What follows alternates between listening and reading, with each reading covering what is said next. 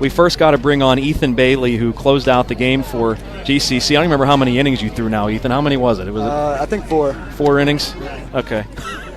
Have you ever in your life played in a game quite like this one? Just take me through it, buddy. If there's one word to describe it, it's just crazy. We were down. We knew we had to put up a fight, and we tried our best. We were able to get back in it. We had one more inning, and then we went back down again. We were trying to get back.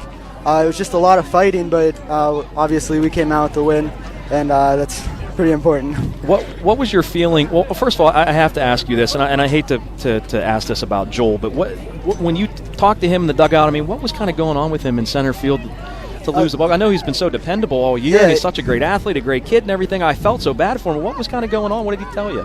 He just kept losing it in the sun, and there was really nothing to do. But he was pretty upset when he came in the dugout, but the whole team jumped on him and said, hey, that's all right, we're going to get it back for you, and we're going to lift you up with the rest of the team, and that's what we did. No doubt about it. You definitely did that. Just so many momentum shifts and just craziness today. But, I thought the one thing that you did very well that Homer Center couldn't do on their side was throw strikes. Obviously there were just a ton of walks today, especially on their side. But what was the key for you today on the mound, do you think, when you came in the game going up against a pretty good Homer Center team, pretty good offensive team? Started pitching, I found what the strike zone was, and then it was basically just hitting my spots. Paul and Coach Hogan are pretty good at calling where to pitch, and as long as I hit my spots, I was in pretty good shape. Well, we talked about on the broadcast that, you may not throw the hardest, but when you keep the ball down, when you usually do, I mean, you're really effective. Guys just beat the ball into the ground. I mean, is that kind of what you've been throughout your career and your young, even growing up and stuff, keeping the ball low in the zone? Yeah, I don't really worry about strikeouts as much as just like getting the ball in play, nice routine ground balls. Some pop outs, and that's just been effective for me. Yeah, and there's definitely nothing wrong with that. So, you're pitching. You guys give up the lead a couple of times. What was going through your mind? I mean, obviously you didn't get down on yourself or down on anybody else. I mean, you just went out there and kept throwing strikes. I mean, was that difficult for you at all? No, I just kept it in my mind. We got to stay calm. The rest of the team, they were in the same mindset, just staying calm, and we had to keep fighting. Now, when Bryce Kerpiel made that backhanded play and tossed it to you, what kind of happened there? Because it was almost an amazing play by him, but I know he tossed it over to you. Was it kind of wide? Or? No, it was right on the money, but I was running, and I kind of did a split, and it hit my palm and fell right out. So it was my fault, not his. Well, hey, it's hard when you're running over to first base like that. You got the runner bearing down on you, and that's not an easy play to make. So you won the game. That's the bottom line. I want to ask you too. I've been really impressed by Paul Reist behind the plate. Has it been a case like this season where he's really impressed you behind there? Just every game, he always brings it 100%, and he's ready to take every single game. And his hitting's really come around this year. Mm-hmm. I've been really impressed by his hitting. Lots of line drives, and he's just such a hard worker. Talking with Ethan Bailey here on the Postgame show, and it also seems, too, that you guys can have a lot of confidence with him back there to spike if you need to kind of, have hitters go after pitches, go fishing. And he's a wall back there. It's amazing. What else can we talk to you about? This is just a crazy game, Ethan. You came up with a huge hit in that 7th inning. What was your mindset going into that 7th inning, you guys? You guys were down by 5 runs, and, you were able to rally. I know you guys drew a lot of walks, but the bottom line is you drew the walks. You worked hard. What was the feeling like going into the dugout knowing you had to score 5 runs? Our coach told us if we're going to go out, we got to put up a fight, and we got to, if we're going down, we got to go down with our boots on. So we got to put in the work. We got to go our hardest, and that's exactly what we did, and it worked out for us. Talk about that big hit you got in the 7th inning, too. And I felt bad for you, man. You tagged that ball in the 9th inning. I mean, you guys should have had 2 more runs. You tagged it. The center field just hung up there to center, but it seemed like your last 2 at-bats you were swinging pretty well. Yep. Take me through I know it seemed like a long time ago, the at-bat you got there with that base hit, pretty big hit in the 7th inning for you. Yeah, that hit, it kind of just started the momentum, and then the rest of the team kept it going, and we were on top of each other. We were making noise in the dugout, and it helped a lot for us. You guys will play Vincentian Academy. They won earlier today against Oswego Valley. I know you guys know how good of a team that they are, but what do you think you guys will have to do to get a victory? I mean, anything necessary, I think, is what we saw today, right? Yeah, I know when we bring our best, then we'll be in good shape. So I'm pretty confident in that game. Ethan, you're a senior. What's your college plans? I'll be going to Carnegie Mellon. Carnegie Mellon, great. What are you majoring in? Business. Very nice. Were you supposed to give a shout out to somebody? Yeah, shout out to my grandfather, Papa, and the rest of my family. Very nice. Ethan, thank you so much for joining us. Congratulations. Hard-fought victory for you guys. Wild game, but the bottom line in the playoffs is you won, right? Yep. That's the bottom line. Ethan, thanks, buddy. Thank you. All right, that is Ethan Bailey joining us here on a post-game show that's after a pretty wild game, and now we'll be joined by head coach Dennis Reist here joining us. And, Coach, I finally got your name right. I apologize for that. Reist, no Reist. I should have asked you. That was my bad. It's because lost in the translation yeah. when it came from Germany, that's all. Oh, that's right.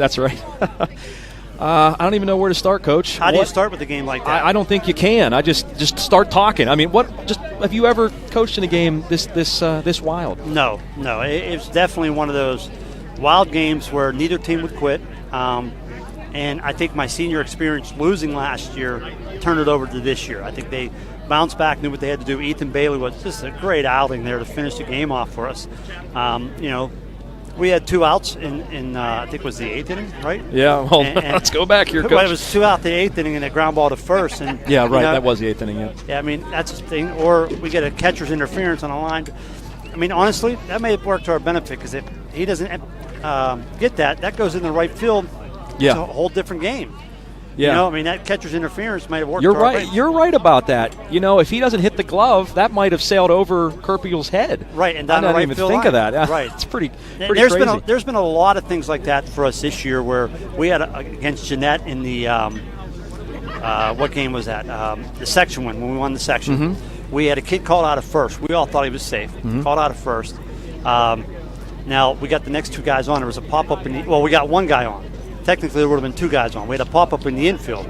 That would have been an infield fly roll. Oh, okay. Since there was only 1 on, yeah. It was, and it dropped in no man's land, yeah. and they threw the ball around. We scored 2 runs. Yeah. So hopefully, that's a sign of destiny for us. Maybe yeah. I don't know. I mean, things that in the past would happen against us.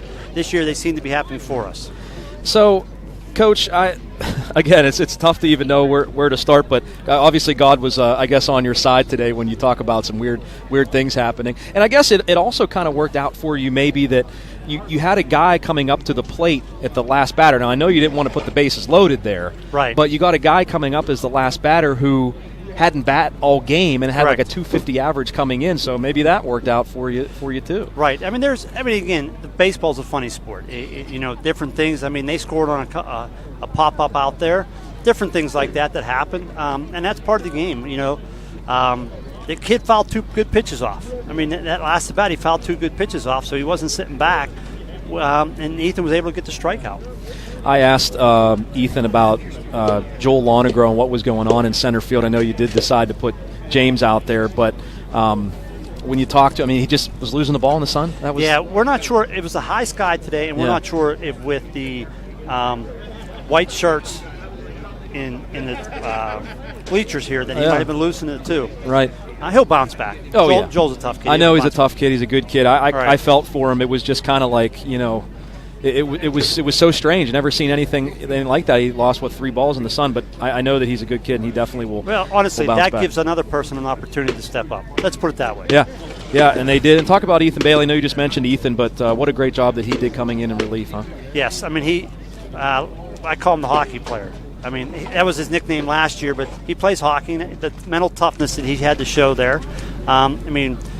He had to DH most playoff run, and he stepped in when we needed him to, and just threw strikes, pitched to contact, and and that's what we needed in those situations. And Bryce Kerpiel, I know we talked about Bryce when we were texting back and forth about how he has done this year, and I mean you have to mention how great he did today. He had 3 hits plus a sacrifice fly, 2 RBIs. He had actually, I guess it would have been the game-winning hit there in the 9th inning. Yes. So, yes, Bryce is. If you want to talk about a tremendous athlete, he's just a phenomenal athlete. I'm from McKeesport, so I see a lot of tremendous athletes. Bryce is one of those. Mm-hmm. And when you teach certain things, you can teach technique, but there are certain things you can't teach. You can't teach a 6'4", 60 or a 4'4", 140 that he has, a vertical where he can dunk a basketball 2 hands straight underneath the hoop. He's just a great athlete, and honestly, the biggest attribute that he has, he's just a great kid. He definitely is. Well, we have Mr. Kerpiel's extension cord. Okay. So maybe we should wrap it up, I guess, huh? That's right. He's a superstar. Yeah, now he's probably waiting for it. Now I feel bad. Right. Coach Reist, thank you so much for taking some time. Congratulations. And again, I know the bottom line is I don't care how you win in the playoffs as long as you win, right? At the end of the day. That's the bottom line. Right. That's the bottom line. And since we lost here last year. That's true. That's a very good point. Little redemption, huh? Right. Little redemption. So thank you so much and congratulations. Thank you.